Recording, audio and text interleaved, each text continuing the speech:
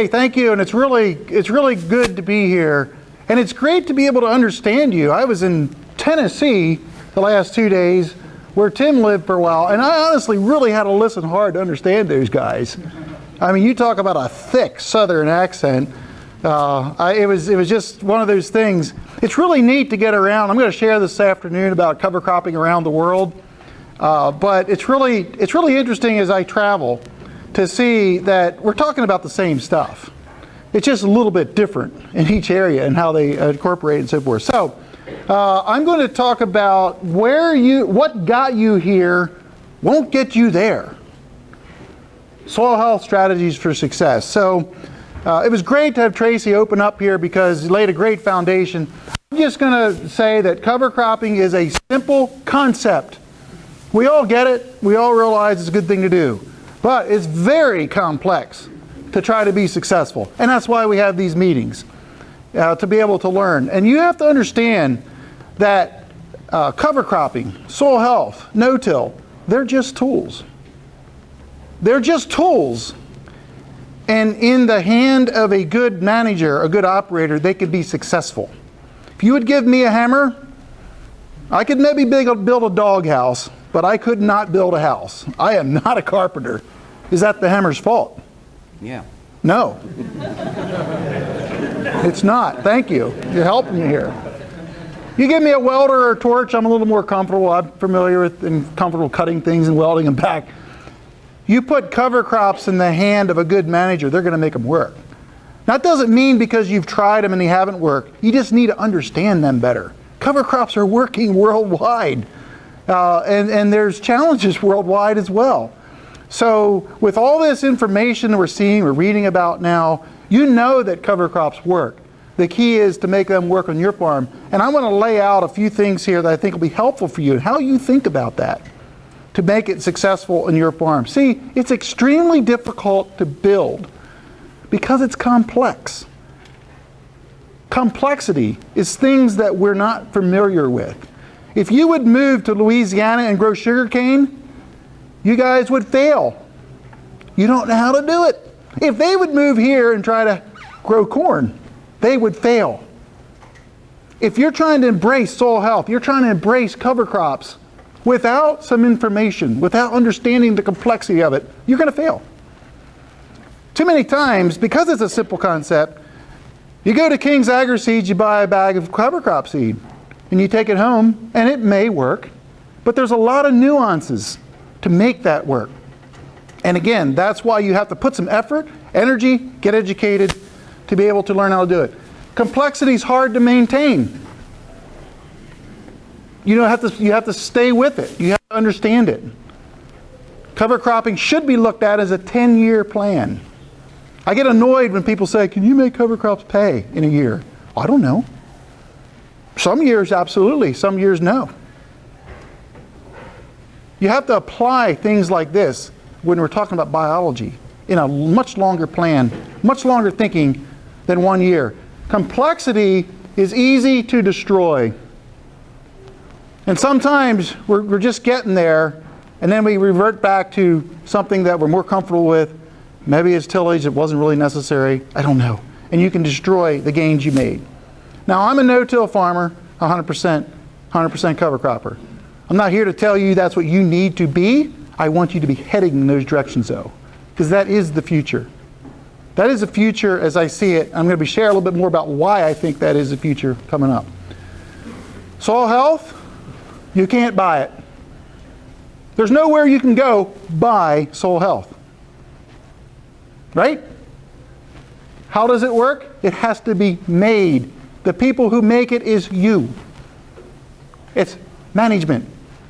Your management will make the difference between success and failure. Again, you're going to see this word several times, management. I want you to leave here today thinking, I have to be a cover crop manager. And that's the point of trying to understand what's behind this. Do you know how to manage, there it is again, do you know how to manage your soils? I'm from Holtwood. More rolling hills, shale layer type soil. My soils are different than Kinzer. Do you know how to manage your soils? If I would move here, I would probably do a few things a little different. Probably not too much, same climate, but a little different. But here's what's more important. Do you know how to manage your soils in the way they were designed to function?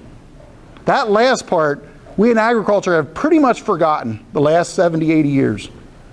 Pretty much forgotten. Whenever we have problems, what do? We buy a bag or a bottle with a product to put on.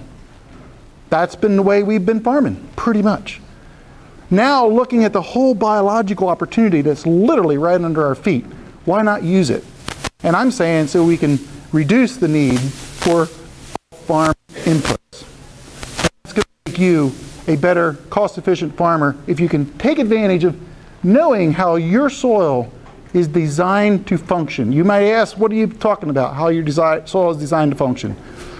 Well, if you don't disturb the earthworms with tillage, they're going to do some of the tillage for you. They're there. They're in Lancaster County. They're everywhere. Why don't you use them? They don't charge you anything. And I'll tell you, I think my earthworms may be working today for me. And maybe in your farm too. They're not charging me anything for that. I'm not using steel, putting in the ground to condition my soil for the upcoming season. God put them there for a reason. Let's let them do their work. Let's provide the habitat. Let's not disturb the soil and so forth. So learning how your soil is designed to function, it's important. More background information. The soils around here, Lancaster and surrounding counties, and pretty much all over the world, were formed by multiple species and had living roots in the soil at all times. Before humanity showed up here, this was pretty much all woods. And it was pretty much a diverse species of plants, and they were living year-round. That's how God made it. And that's how God makes it today. What would happen if all of us would move out of Lancaster County? I will guarantee you it would be green year-round, right? And it'd have multiple species. That's the way nature works. Now we have to figure out, how are we going to grow food? How are we going to have a livelihood in that context? I'm not suggesting let's all move out in the woods and forage for berries and nuts and put up tents. No. In the context of what we know, how can we emulate how God made the soil to function? And again, I'm not talking about just going cold turkey. I use some pesticides. I use some chemicals. Notice I said some. Not as much as before, because I'm learning too. We're all in this trying to learn. I'm just saying this is the direction we're headed now with biology, because it was mentioned before about dirty water. We still see a lot of streams that are dirty when it rains. When you see water like that, it's the stuff you paid for. If you would literally see what leaves your farm in the form of fertilizer, in the form of the soil that you paid for when you bought that farm. Remember he said how many million metric cubic yards, or how many cubic yards are behind the Conelingo Dam? He didn't even talk about the Holtwood Dam or the Safe Harbor Dam, which is right upstream.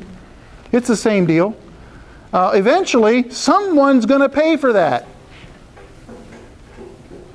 And that is why we are going to be either you're going to do it voluntarily, or you're going to be forced to not let soil go out in the roads and into the streams and so forth. Because it is somebody's problem.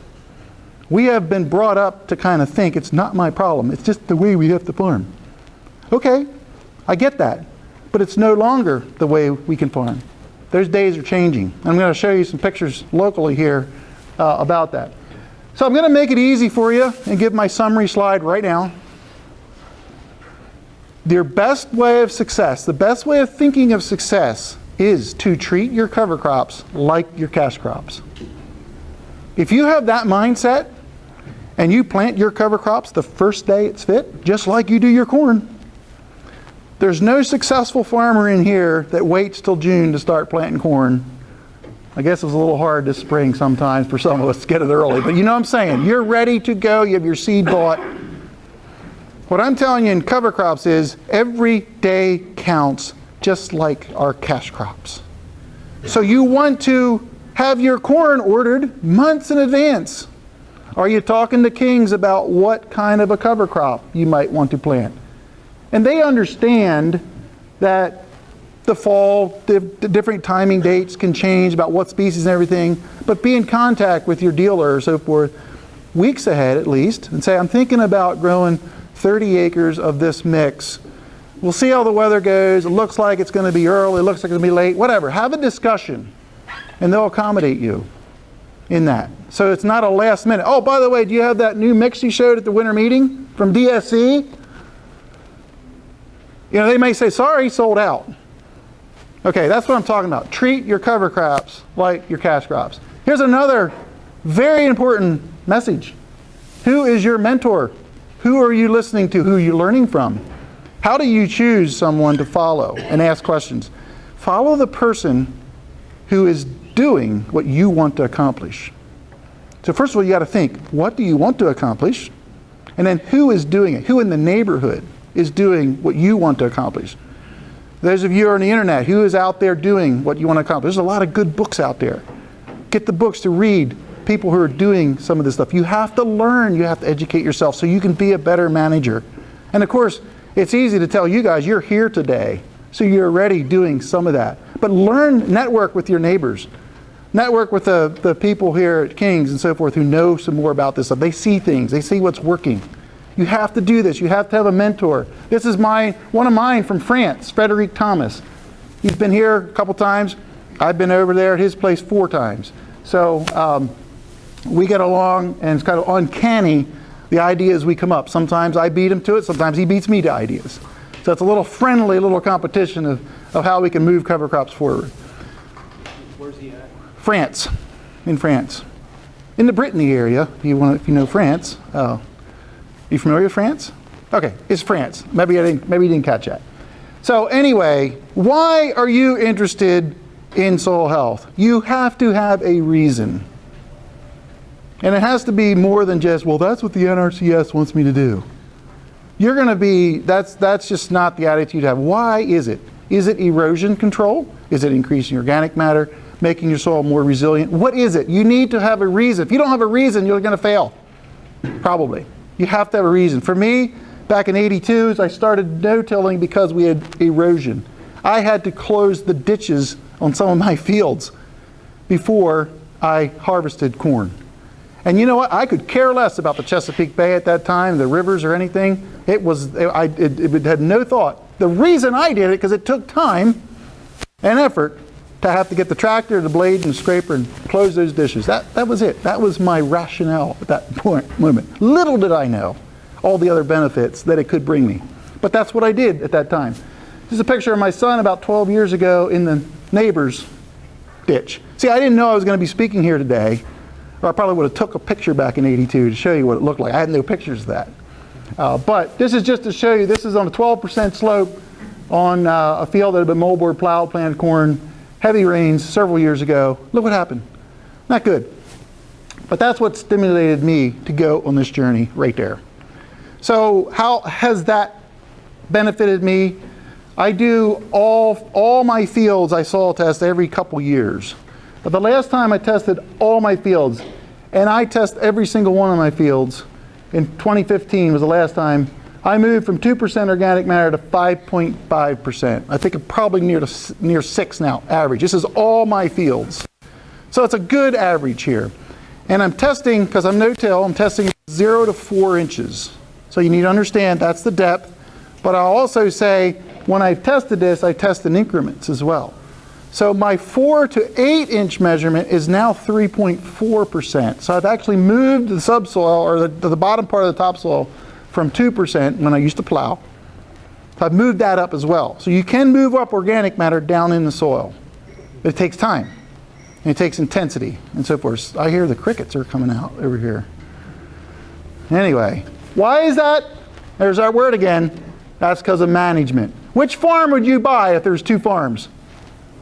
Identical. One 2% and one 5.5%. Do cover crops pay? There must be a value there. It's hard to see. And it takes a long time. This is 30 years. But I'm just saying, there's value there. There's perceived value there.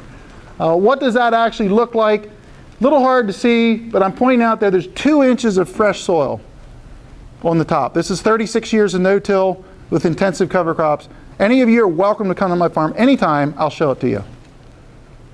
That soil, that 2 inches of fresh soil, doesn't necessarily mean that was soil that just accumulated on top because of excessive manure, excessive compost, or whatever.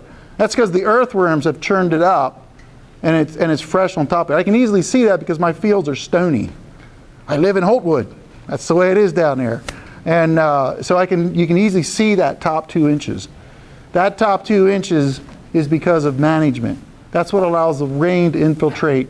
Either when it's dry to get it all, or when it's wet it filters through, doesn't wash off. Management to get to that point. Again, what's behind all this? It's not just cover crops. It's not just no-till. Diversity.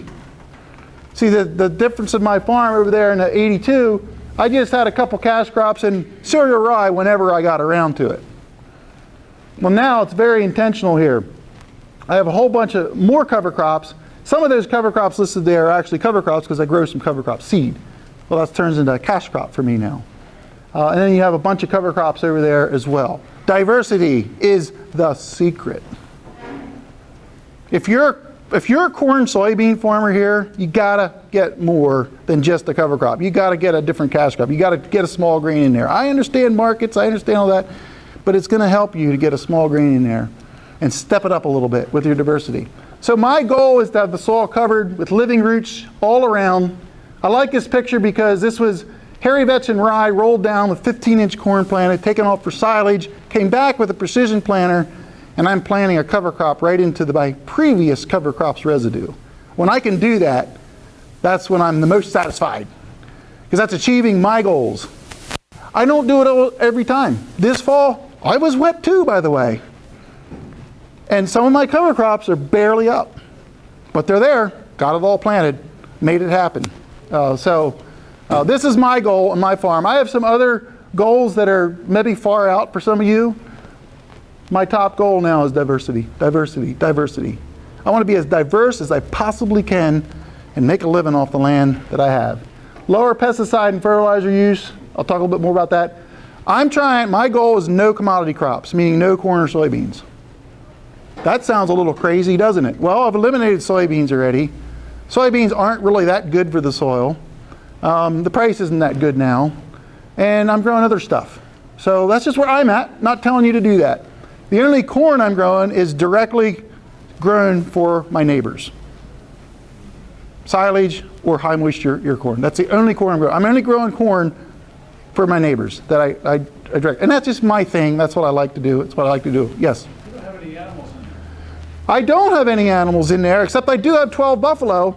Does that count? Yes. But I guarantee you one thing, I'm not turning them out in my fields because that needs a 6 strands of high tensile fence, and I'm not going to do that. So you bring up a good question. If you really want to take this whole soil health movement to another level, is to have animals, and a lot of you do. I happen not to have animals. I am trying to figure out how to work with that. I'm working with one neighbor on one side who we brought them over and took them back. My other neighbor, I'm still trying to figure out how to work that out. So it is a work in progress. But so thanks for bringing that up, clarifying that. Here's another thing is I'm trying to pursue increased nutrient density and quality in what I grow. Give a better product, whatever I grow, that it's better for you, more nutrients packed in there. I'm going to briefly touch on that later on. So this all gives new markets, lower cost of production, and hopefully more profits. It was a tough year for me. It was so rainy. I mean, it was a tough year. I did not get the profits. But I have this thing in the bottom. This doesn't pay the bills. But I don't know about you, but for me, it makes farming fun again. We got a lot of things and opportunities we can do to see plants work. But reality strikes. You just can't throw on cover crops and expect miracles. It's just not that easy. There's a lot to learn. You go back to the beginning. None of us were at the Garden of Eden when God created it. But I find it hard to believe that there wasn't diversity and plants growing year-round. I know that's not clearly in the Bible, but I think that's the way God made it. And that's what we need to continue to think, how can we get there? How can we do that in the context of growing food? And God saw all these made, and it was very good. So how can we emulate that? And that's just the question we have. So here we are, 2019 now. This is actually March the 6th, 2018. That is dust. That is in Kansas. In the foreground, you see no-till corn stalks.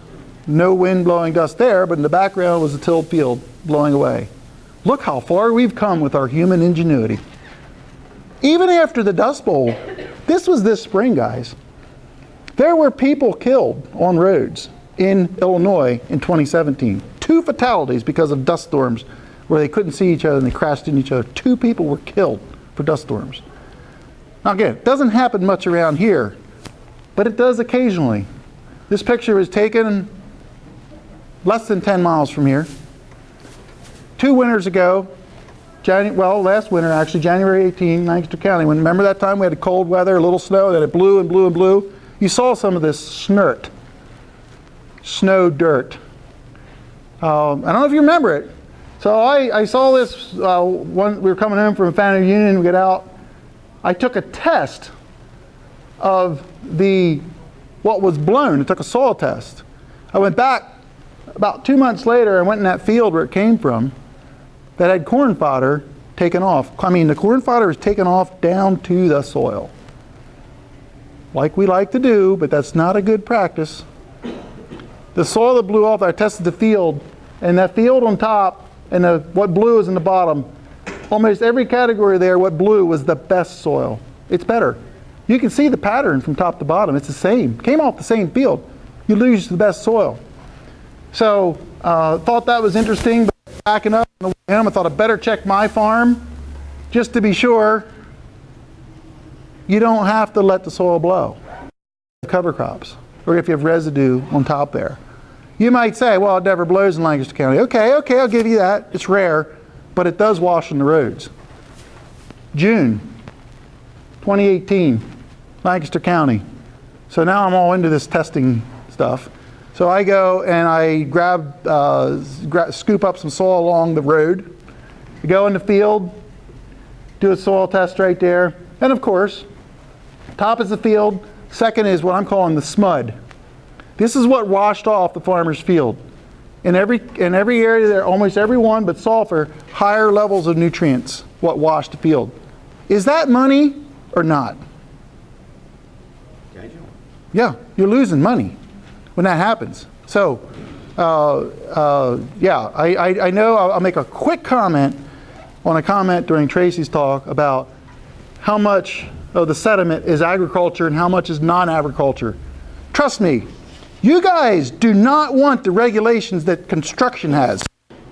Or every time you plow, you'll be putting up buffers, you'll be putting up all these things you see around construction places. You don't want that. So don't blame the construction guys too loud. I'm just saying, you just be careful where you point your fingers. That's why I was curious, because they pin it on us and they will be coming around and they will be making you put those barriers up. That's right. Massachusetts is now assessing people for runoff. Well, and I'll just say too, I was just maybe some of you were there at West Cocalico Township, north of Ephrata. Anybody at that meeting I was at? West Cocalico Township, 15 miles from here. I don't know if it's a state or federal, they have these MS4 regulations that they're going to have to show some sort of an effort to reduce soil erosion. And there's an idea floating around now, why doesn't, and I'm actually open to this idea, why doesn't the construction people pay farmers to plant cover crops in the no-till so that they can meet these goals? Because they're not going to, if you hear what I'm saying. So it's just a kind of a work in progress, and it's really interesting to see how that shakes out. But anyway, so staying in this topic, do any of you guys sell topsoil? Nobody? Why wouldn't you? It has value, right? If I would come into your place with my triaxle dump truck, and I would say, like to buy a truckload of topsoil, what would you sell it to me for? It's not for sale, right? It's not for sale. Apparently it has value. You know how much a ton of topsoil is? About the size of a washing machine. Go look it up, figure it out, measure it, tell me if I'm right or wrong. That's a ton of topsoil. Now, we have done really good in Lancaster County, in the area here. We have, but there's a lot more work to do. So I'm, in one hand, saying, good job. The other hand saying, let's keep on, boys. We got to keep doing a little bit better. Because if we don't, we'll be told to. I like this saying I saw, there's so much tillage that they can't harvest the rainfall. Think about that a little bit. So the first time you till, the first rain usually soaks in pretty good. But then if you have a dead soil, it crusts over, the second rain doesn't. It runs off. And it's just the fact of the way it is. Soil was not meant to be tilled. It was meant to function with keeping the earthworm channels intact, keeping residue on top, having living roots in the soil, so that when it does rain, it will soak in, at least a lot of it. Now this year we did get saturated quite a few times, but the point is that you need to do this. Here's some of the challenges we have. This is, again, I'm sure you're all saying, yeah, Steve, that's cool, that's great, that's great. But there's challenges, and I will tell you, lack of information is one. I've covered that. Government programs and crop insurance, not so much around here because we don't tend to participate in that. But let's focus here. Peer pressure. What do the neighbors think? That's very real. It is. I mean, it's more real than we like to admit. And maybe there's not a lot of coffee shops around here, but you out in the Midwest, it's all about the coffee shop talk. And I've heard some farmers got into this cover crop. They could no longer go to the coffee shop because it was just not friendly territory, because they were doing some new stuff. Rented land. That's a tough one. Why do you want to invest in land that you may not get next year? So that's a reality. Crop consultants. Most crop consultants are not confident with cover crops or no-till or soil health. So they're not going to advise you to do it because you're paying them to make you successful. And if they're not confident, they're going to say, you better be careful with these cover crops. Better be careful about them. You know, that's a barrier. Most input suppliers. I'm actually was speaking at a meeting where it was sponsored by a fertilizer dealer, where they told me, don't want you to talk about fertilizer savings with cover crops. I'm serious. It's true. It was in Canada, so it's no one around here. And I said, okay. You're paying me to come, I'll do that. But I said, you might want to consider taking on a cover crop line and start selling cover crop seeds and be the leading cover crop expert in your area. And you have to make your money in another income stream. Well, they didn't like that, but okay, whatever. But it's very real. Why would input suppliers promote soil health when the end game here is to reduce less of inputs? So that's a barrier. That's just a barrier that's out there. And bankers. Now, I'm glad to say around here, bankers are starting to understand cover crops a little bit better. But some bankers are saying, why are you spending $1,000, forgot where I'm at. Why are you spending $1,000 on cover crops? Can you show me that that's going to pay? That's a little difficult to actually answer. But I think I have a slide here later on that kind of explains what to do with that. Question. Yeah. The input cost there. This isn't something that I have read, it's just people talking. They claim no-till farmers in this area, corn and soybean farmers, have upped their input costs. Okay. Is that true? So he's heard around this area that no-till corn and soybean farmers have upped their input costs. I don't know the facts, I don't know the figures, but I'll tell you one thing. This is what I will tell you. You can have a no-tiller, we'll say A, or no-tiller B, that could be totally different in how they perform. I know some no-tillers that pretty much practice a scorched earth policy. It's highest rates of herbicides and highest rates of fertilizers, everything. I know some no-tillers, and I would put myself in the other camp, we're using less than half the inputs. So it's how you do it, how you manage it. So when you say anything, when you say no-till, when you say cover crop, when you say organic, what do you mean? I don't know what you mean until we have a little discussion. So, you know, and none of these tools are bad. And I will even say, and you might be surprised to hear me say this, tillage tools are not bad. It's just when they're overused is bad. I have people come to me with the wet fall we've had. How am I going to remediate some of these ruts? Okay, I'll just tell you one thing. Don't pull the steel out when it's still wet. I ain't going to help you. But if it does get dry and you need to remediate some of those wet spots, we can use some deep rippers and stuff like that to get it opened up, but get a cover crop right in there. Because no piece of steel can remediate soil like a good cover crop. But sometimes we can't afford to wait 5 years planting radishes or annual ryegrass to let that work itself out. And yes, we had a harvest in wet conditions. Stuff happens. Life isn't perfect. There are compromises. So you have to make that compromise wherever it's deemed appropriate. So some of my thoughts here, I had mentioned before about thinking of a 10-year plan. I'm going to up that a little bit more. What about 100 years from now? For your grandchildren and your great-grandchildren, none of us will be here 100 years from now.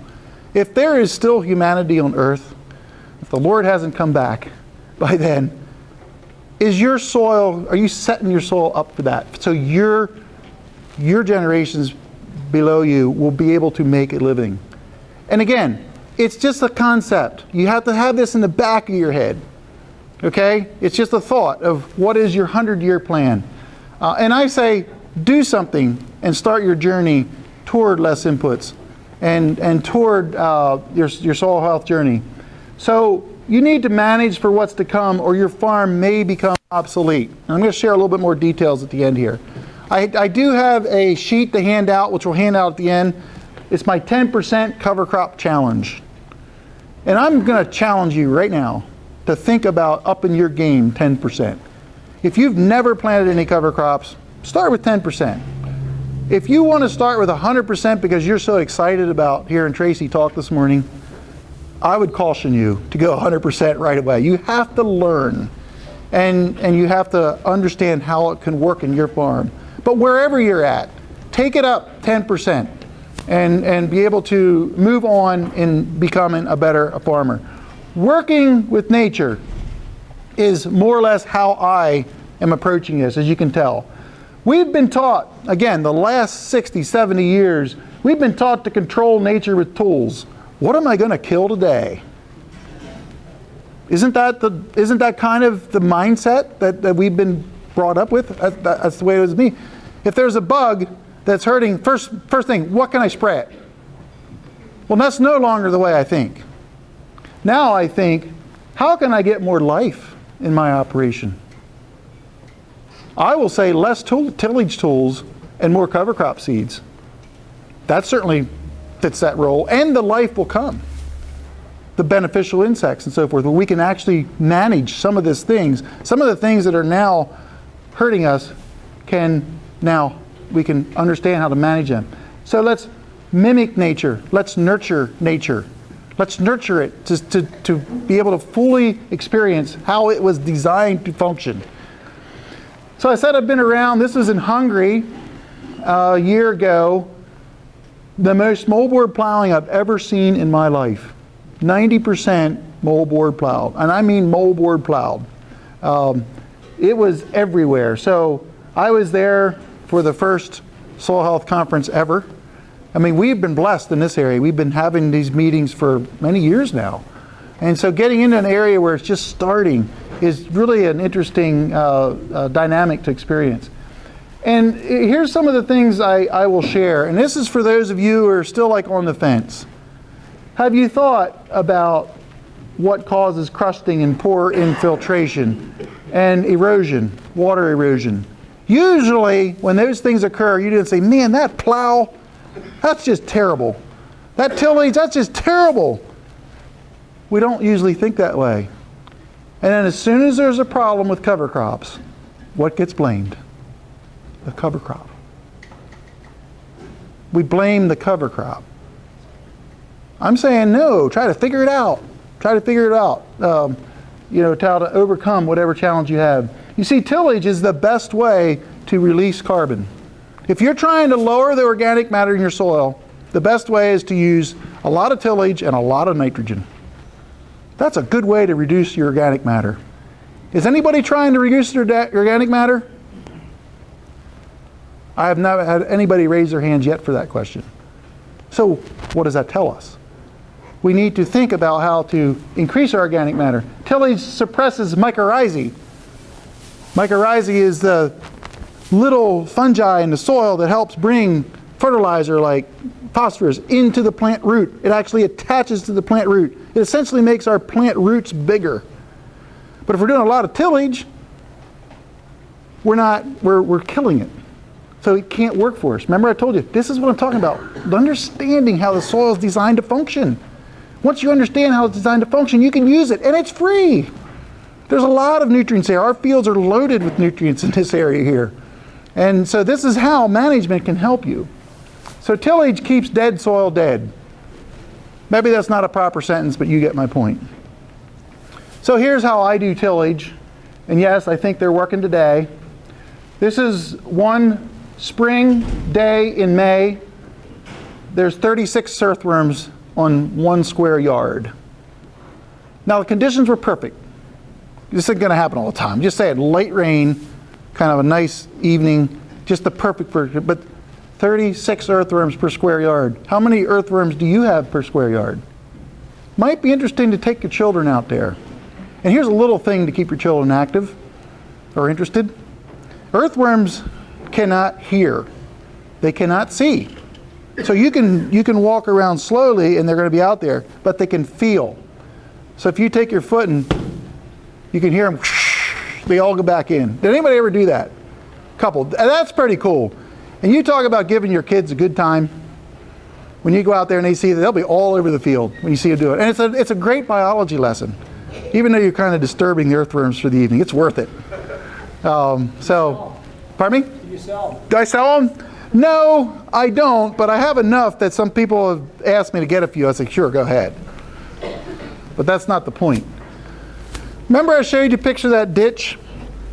And this is actually the place where this isn't the picture of that ditch, but I was showing that to show you. Right here, this was just taken this year. I used to have ditches almost every year at that spot. It's a little hard for you to see that there. But I'm just saying 36 years later, organic matter has essentially tripled in that field. We no longer have the ditches. We don't have that. One of the things I was sharing here too is about my 10% challenge to you is to expect that you will fail. If you never fail, I would say you're probably not trying hard enough, but don't make your failures very big. Don't make them so big that you could, it could really cause a problem. I want to show you one of my failures. I had an idea of growing sun hemp with corn. Not interseeded, but with it. Well, I was going to let the sun hemp give the corn nitrogen. That sun hemp, no matter how I ran the speed of anything, the head, the combine, everything, it just sheared off in the snap and rolls, and just all of it was going to go through the combine. Any of you ran a combine, not good. I ended up harvesting it pretty much one row at a time. Fortunately, it was only 2 acres. For me, that's small. So make your failures small, but learn from them. This is something that will not work. So just letting you know that. Okay. Do you work on the standpoint of good corn yield? Nah, I didn't. It took away too much moisture, I think, from the corn. I have other ideas now. I'm working with fava beans and we're drilling corn. How's that for you? Maybe, I'm not sure. I'm just telling you stuff that I'm not going to show you yet. Next year I might show you. I don't know. But again, small, very small. Okay, let's talk about let's start to get practical now. Okay, now you know how to do this stuff, right? I'm going to give you some ideas that maybe you can use on your farm. Some strategies that are out there. Number one, the first thing, and this is a repeat, what are you trying to accomplish? Is it soil erosion? Is it making nitrogen? Is it keeping nitrogen? It could be 4 or 5 things. What is the things you're trying to accomplish? And also, I'm going to give a little quiz here too. What is the most important cover crop tool? Yeah, you pretty much got it, but I will say first a shovel. The reason I say that is you need to be out there digging. You need to see the difference in the soil. If you can test between where cover crop was and where it wasn't and see the difference of the crumbly structure of the soil, you have to see that on your own farm. When you start seeing that, then you'll become like, hey, I think there's something here, I'm trying to figure this out. But, as you stated, it's your mindset, your mind.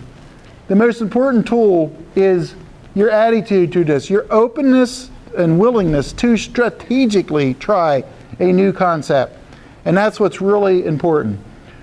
And thinking about what is leaving your farm. I touched on this at the very beginning, but now you've kind of heard me go through some of those big picture things. Have you thought about what may be leaving your farm that you could keep on your farm by using cover crops, by using less tillage and so forth? And the other thing is here's, if it leaves your farm, could it be a pollutant? Is that a problem?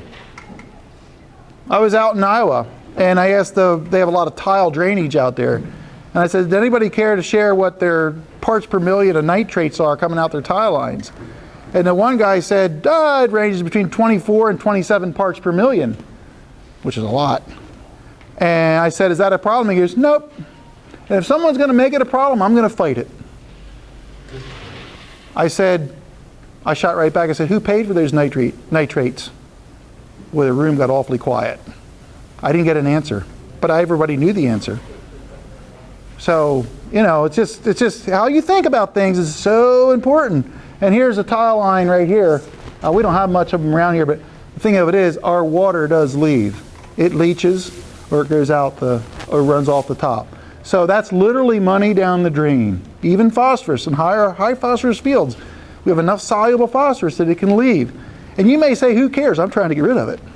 Some of you probably think that because you have all this manure. Not good. Not good downstream. And that's not going to be tolerated. Here's another thing that I want to really, I really enjoy watching the chopper harvest the corn. This is for my neighbors, like I said before, from the seat of my tractor as I'm planting cover crops. So I try to stay 30 to 40 seconds behind the chopper, if I can. Planting cover crops behind the chopper. Every day counts. Yes? I want to say something on that last slide. I'm up in eastern Berks County, and my sister in high school, they were taking test water samples from the Green Lane Dam, and the entire class was educated that the levels in the dam were only simply from us few dairy farmers that were upstream. So think of that from a you shouldn't drink cow milk, vegan, anti-agriculture angle. That's right. You now have an entire grade in a rural township that when I was growing up had 25 dairies, now there's 2. Yeah. And the entire class is educated that we are solely responsible for ruining their water source. Yep. And then think about how much they're getting excited about buying our milk in a bottle, which is our means for survival. Right. Of course, my dad got all upset about it, and we have done our carrying buffers on the stream, and we've come long ways from where we are. But they're flat educating against us, and that water pipe going to that water source is exactly an angle that we never even think about. We think about fat and health and BST and all this stuff, and it's all just nutrients. Well said, and I will just say in the context of modern age, modern technology, smartphones and everything, people want to be transparent about the food industry. Now, again, I'm going to touch on that soon, so thank you. You're kind of leading up to... It's not even college. Yeah, I know. I have some thoughts on that too, but I better keep going here. So, same thing here, high moisture ear corn. Remember I said I'm selling to my neighbors. I love shelling 23% corn, putting in my neighbor's ag bag. Then I can go right in there, same day. Here I'm a little bit further behind the combine. You can't see it in the picture, but you get the point. Every day counts. It costs, this is practical. Do cover crops pay? It costs the same. The seed you buy from King's costs the same no matter when you plant it. It costs the same to put it in the ground no matter when you plant it. But when you plant it will determine maximized return. So do what you need to do to get this stuff in the ground on time to maximize that. And here is just a picture of just an 8-day planting difference here. October the 7th on the left, September 29th on the right. Picture taken November the 11th. Tracy, you were showing the week 6, and that was insightful. This is just a different angle. Look at the difference there of just 8 days at that time of year. So the month of September is critical. And I'm going to talk about shorter season corn and stuff coming up here soon. But anyway, that's just an actual visual to show you there. So another thing is using the correct species. Not going to spend any time on this because you got the experts right here at this meeting. They're all sitting over here. And Travis? No. Taylor. Sorry, I got the first name. Anyway, so they'll set you up with the right stuff. But here's just to show you what I've done. Look at that right there. A burn down there of a pint of glyphosate and a half a pint of 2,4-D, rolled, came back, planted corn, 0 residual herbicides. You earn the right to do that after you know what you're doing. I'm just going to leave it at that. Now, I can't do 0 residual herbicides all the time, but that's my goal. You ask me what I'm trying to accomplish? I'm trying to get rid of residual herbicides. I have options. I can go in post if I need to. Can do that. But I'm setting myself up. If you're able to plant radishes or oats in the fall, you can get some weed control. You can beat the henbit, the chickweed, if you get it planted by the 10th or so of September, after tobacco, after silage corn. You got to get in there as soon as possible to make this happen. Here's some later planted corn going into rolled 6-foot tall cereal rye. Did I plan that? No. 2 years ago it was wet too, and we didn't get to plant as soon as we thought. Well, it got high. That's okay. Turned out fine. There's the field right there. I say no residuals with a little star because I did have no residual, but along the bottom I had some burr cucumber coming, and that's terrible weed. I had to go in and spray some post on that. It did have some glyphosate on, and I rolled it. But we're talking about, a $5 herbicide application for the most part. Do cover crops pay? They can if you know how to manage them right. If any of you plant soybeans, this is a no-brainer. Planting soybeans into rye, it helps in weed control. Soybeans seem to love cereal rye. Corn into cereal rye is a different game. A lot of things you need to know. I'm not going to spend time talking about that today. Soybeans into cereal rye is amazing, particularly against herbicide-resistant weeds. A friend of mine sent me this from Iowa. It was a replicated study. All sprayed the same with a herbicide. The side on the right is with cereal rye. The side on the right is with no cover crop. Cereal rye does work at keeping down weeds if you're able to manage it well. Another thing is using cover crops as a forage. Not going to spend a lot of time on this either because there's so many options out there. Kings are like the best in the business with this stuff, so talk to them about that, but that's a no-brainer. Integrating your cattle, either grazing or whatever. Want to spend a little time here in shorter season genetics, particularly corn and some in soybeans. Here in Lancaster County, we can shorten up some of our corn varieties. We can buy some shorter ones so we can get our harvest in earlier. Not suggesting everything, let's say 5 to 10% of your acreage. The whole effort is to get some cover crops planted sooner to maximize their benefits. Over a period of 10 years, you might have your whole farm that had cover crops planted earlier. Follow me? Management. Plant a shorter season corn early is important to do this. I've done quite a bit of research over this. There you can see my field length plots. We took the corn off when it was ready to harvest, then we planted cover crops right away. Over 3 years, this is through dozens of different varieties we tried. And one thing that's important to know in this data, it was all the varieties I tried in there together. If I would have picked and choose the ones that I found to be the best, I could show you an even better response here. But I'm just using average because I think that's a fair farmer representation. So on my farm in Holtwood, that's how I got 100 average, this is over a couple years now, 181 bushel corn for shorter season varieties, 178 for mid and 190 for the long. And you say, oh yeah, of course the long seasons beat it out.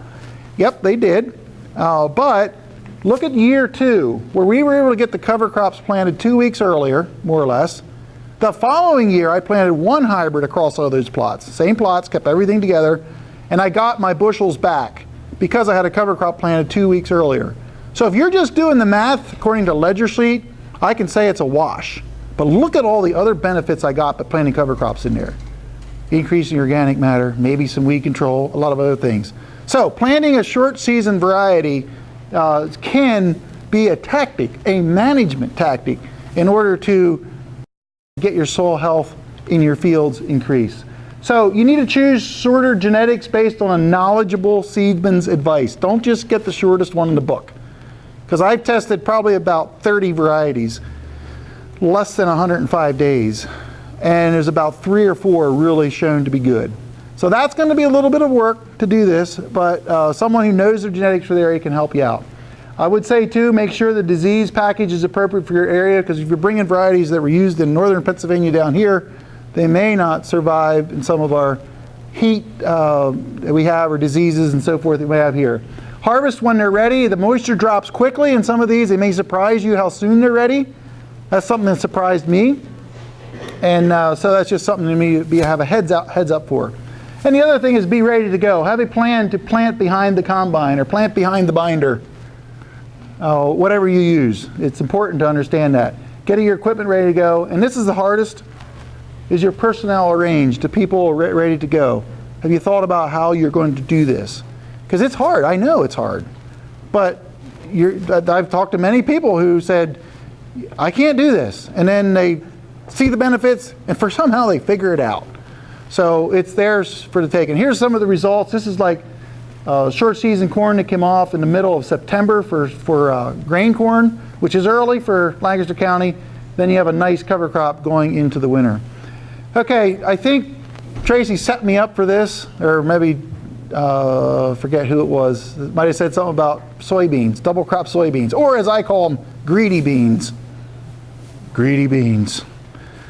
I know that not all of you plant beans, but I've done some studies on this of after wheat or after small grain. Should we be planting double crop soybeans, or should we be planting a nice mixed cover crop species? And I no longer grow soybeans after wheat, because I would rather have a very intentional, complex mix species of cover crops to help set me up for corn next year or something else. So here's some of my research plots. These aren't very big, but it's where I got some of the data from on my farm. So we could list some of the problems here. The problem of double crop beans from a cover cropping standpoint is we don't take them off till Thanksgiving usually, and there's just no time to get much of a cover crop growth. That's just the problem if you're thinking about cover crops. Biological life is slowed, lack of diversity, subject to erosion on those fields, right? Soybeans don't really give a lot of cover to keep erosion. Carbon loss, soybeans don't increase carbon or organic matter. So you may lose some carbon. And is it profitable? Some years they are. I'll give you, it depends on the price, depends on the year, not every year. So this is kind of what's in the background. So if we're going to choose forages now, that you can go forages, or you can just grow a cover crop. A lot of you have animals, so hey, grow some forages. Weed control is almost eliminated, because you don't need much usually when you're going into forages. Now if there's a little grasses and stuff you want to clean up from your small grain, you can do that, but it's usually not that bad. Usually don't need insecticides, and volunteer small grain, wheat, barley, whatever it is there, it doesn't really matter if that grows up. It's part of the forage. It's part of the mix. Again, just a few things that you haven't heard about a lot, but more root exudates. That's the sugars in the plants that leak out. The plants take in the sunshine. They leak out root exudates. They actually do. That attracts microbes. And that all helps build soil organic matter, which is what we want to do here. So, yes? I learned this summer, and I might have heard it before, but I forgot it, that the root exudates are approximately 1/3 of the total yield of that plant. Oh, really? That's pretty incredible. I never heard that said that way before. About 1/3 of the yield goes out the roots to feed the soil. Okay. So in the context of knowing how your soil is designed to function, that's one thing right there. And that's why we want these cover crops, because we get these exudates that come out to help our microbial life. See, God knew what he was doing when he made this. We've really screwed it up in the last 100 years or so. So now we have to go back and try to figure out how we can maximize what's right there for us. And I will say, almost without fail, you have higher corn yields the next year if you grow something other than double crop soybeans. I've done enough testing. Here's some in my farm. This is data right off my farm. This is scientifically tested, replicated, randomized, the whole deal. Hard for you to see. I should have blown this up a little bit more. What I'm showing you here is all the nitrogen rates. We did 0 to 200 pounds. So you're seeing all the nitrogen rates on here. And the reason I put everything together is because we're looking for the cover crop effect regardless of the nitrogen rate. So I just wanted to make it a little bit simpler here. So where we had a control over here is 167 bushels of corn, no cover crop the next year. Now granted, it sounds low, but that's because the 0 rate's included in there. Where we had all the cover crops mixed together at all nitrogen rates, we had a 14 bushel yield advantage. Actually, that's, okay, I'm going to go to the, off of the greedy beans. The greedy beans are right here. I'm just going to fast forward here. This is what we're looking at. Where we planted the double crop soybeans the next year, where the corn yield was 163 bushel. Where all the cover crops was 177. That's why there's a 14 bushel advantage. And I think that's good data because we're mixing everything, get all the scenarios together. See, I could say where we used the tillage radish, it was much higher, and it would be, or a sun hemp, much higher. So again, management, what am I going to do? Well, I'm going to lean toward sun hemp and radishes and stuff like that. That's to get my higher corn yields the following year. Are you still with me? I know that was a little complex. Basically, I'm trying to prove to you that I have seen higher corn yields the following year instead of growing double crop beans. Taking it off as a forage instead of beans, I mean, just look at that biomass right there. And then, since we have animals, why not take that and feed it to our animals? And you want to know a great way to scout for your beneficial insects? Just look at on your mower. This is a close-up of my mower. There's ladybugs all over and all kinds of things. I mean, you can wade through and find them in there. But this is the stuff that fascinates me. I stop when I'm halfway through. I get down and look at my beneficial insects that are all over my mower. That excites me. How was things designed to function? This is what I'm talking about, understanding that. And there it is, it's right there. So then we'll come in and big bale that, and where's my buddy Abner that I just sold some hay to? They're back there. That's probably some of your hay, some of yours baled up right there. That's how it looked when we were baling it up. And then we wrap it and sell it. So that's just an option that you have out there. You can run the math on this too. I'm averaging about 2.5 dry tons. Dry, I figured out dry. And this is maybe comparing to 30 bushel beans, which might be a little low, a little high. And I'm not even going to go over the numbers there because you can manipulate them however you want. They can go up and down.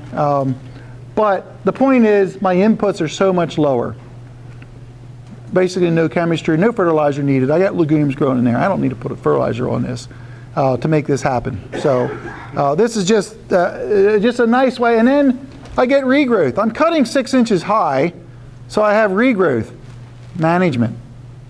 Hear that? Cutting 6 inches high, as high as I can with my disc mower, so I get regrowth. So going into the winter, I get this, but I'm not satisfied with that. I'm going in and planting another cover crop. I just drive right through it. This will almost all winter kill, and it has, and now my hairy vetch and triticale is growing up out of that. Question up front. Yeah, so the 2.5 tons, was that one cutting? Yes. One cutting, that's dry matter now. So you're planning a mix, intentionally wanting to make foliage? Yes, in that case. Yep. Now, you don't have to. I'm kind of actually leaning away from this. I'm not sure if I'm going to have hay for you next year or not, because I'm actually thinking changing my ratios a little bit and just plant it and leaving it go. Not sure yet, but I'm leaning that direction. And then planting another cover crop in to really set myself up for some of my cash crops. That was my question on cover crops like that. We're trying to get that organic matter built up. We take too much of it all. Well, and here's a good rationale. If you're bringing manure back on, you're bringing some of those nutrients back, and a lot of farmers are. And I have been able, just in the last 2 years, I've been getting some mushroom soil and I'm kind of using that right now. That's just the last 2 years. I'm going to see how that works out, because I thought, you know, I'm bringing in some new material to the farm. But I'm still maybe going back to not taking it off as forage. But if you have animals, you're going to have manure, so you'll probably be putting it back. Or you can graze that. It's better to graze it if you can graze it. I'm just trying to convince my neighbors to do it.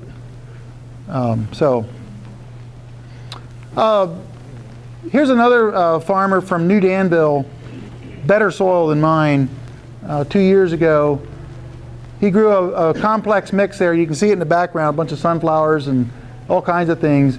No nitrogen, 273 bushels of corn the next year. That's good. Where he added some nitrogen, he only got 4.5 bushel more. So in that case, it didn't pay. No manure? I really should ask him. He does have manure. I'm not sure if it went on this or not.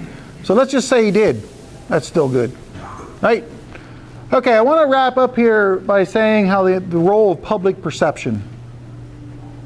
It doesn't pay the bills, but as we were talking about here early, it's a reality we have nowadays. Meet your new boss. Whether you like it or not, the public has more say, or will have more say, or want more say in what you're doing. There's many companies out there, you'll recognize some of these, who now have some sort of a environmental, soil health, sustainable plan. I'll be going over to France here in about 2 months, in March. This is the largest vegetable packaging company in the world. They are trying to figure out how to incentivize, to teach their farmers how to grow things in an environmentally friendly way, whatever that means. What have I been doing? I told you about nutrition. This is some numbers from my butternut squash on my farm. CMF is the name of my farm, Cedar Meadow Farm. Just going to show you we're higher in everything according to the USDA average. There's a market there in the future. How does that actually look? I rented some land off a neighbor this year, planted cover crops in my neighbor's land, treated the same. Over here on the left is long-term no-till, the system. This fields were very bad, but treated very bad. Full tillage up until last year. I could not believe the difference. I did not even expect this. I put them in a box, 2 boxes, and I smelled something in the garage. I thought, what is that smell? And I went and looked, and this is what I found. Do cover crops pay? I think they do. Just want to touch on planting naked seed. Anybody plant naked seed? Yellow corn, no traits. A couple of you did. Some of you organic would, but not all of us are organic. We're seeing the value of not putting seed treatments onto your seed once you get into a biological system. What we're seeing is happening, especially with slugs, where the corn plant grows, the carabid beetle or the lightning bug, no, slug eats, I'm sorry, back up. The slug eats the corn plant, and then the carabid beetle's favorite food is a slug. The carabid beetle dies because the slug was not affected by the neonicotinoid insecticide. You with me? So we're killing our predator, our beneficial insects. That's why we have slug problems sometimes. And this is, again, I don't recommend this until you're into the system. Some of you have probably seen John Tooker talk from Penn State. This is data. I was just in Toronto, Canada on Saturday. He gave this talk. I said, can I have this slide? And I'll just say, looking at the predators versus the slugs, this is a high input system over here on the left, a low input system here, over here, meaning in this case, no-till and cover crops. As the years went by, now we're seeing less slugs, higher predators when we don't use insecticides on our corn or our soybeans at planting. Now that's pretty radical, isn't it? Well, don't do this unless you're into the system, you're a couple years into cover crops, because the biological system has to be activated for this to work. If you're full-scale tillage and never use cover crops, I'm not telling you to do this. Once you get into it, you can mess around with this a little bit more. So, I just want to put that out there. Ultimately, you, as farmers, are going to have to do your own research. What you've learned here, I hope you can take it home and learn from it. I mentioned about convincing the banker. That is a very real thing in these tight economic times that we have. Some of you are probably visiting your banker a little bit more than you wanted to. I'm saying when we talk about cover crops, be realistic, be honest, use local examples of how cover crops are being used. Prove that you've done your homework. There's nothing worse than you stammering and stuttering around trying to figure out what to do or what to say when you're at a banker. Be confident in what you're saying, and then start small. And tell your banker, you know, wherever you're at, you're not going to use this as a rescue treatment. I like to say that cover crops make good farmers better and bad farmers worse. And I don't mean that in the context if you've ever failed that you're a bad farmer. I'm just saying in the context of management, good farmers will make this work. And I would say this too, that they will strategically pay. They will pay if strategically managed with long-term objectives in mind. That's key. So you need to get ready, because once you get this all together, that combine may fill up quicker than you thought. Now that's a lot of header loss there. I think the funniest comment someone asked me, was he texting? I'm sure he probably is blaming the grain cart operator for not being there in time. But again, my cover crop challenge, I guess you guys can hand that out sometime soon here. And I also have a weekly webinar that if any of you are interested in talking to me about that I do. I have some brochures up front here. But my challenge today is simply this, real simple. I'd encourage you to use less tillage where you can, wherever you're at, and use some more cover crops and add diversity to your mix so that you can be able to accomplish some of these goals here that we've talked about today. So I wish you best in the journey. I'll be around here, and thanks for your good attention and everything. I guess later on we can answer questions, or do you want to now a little bit?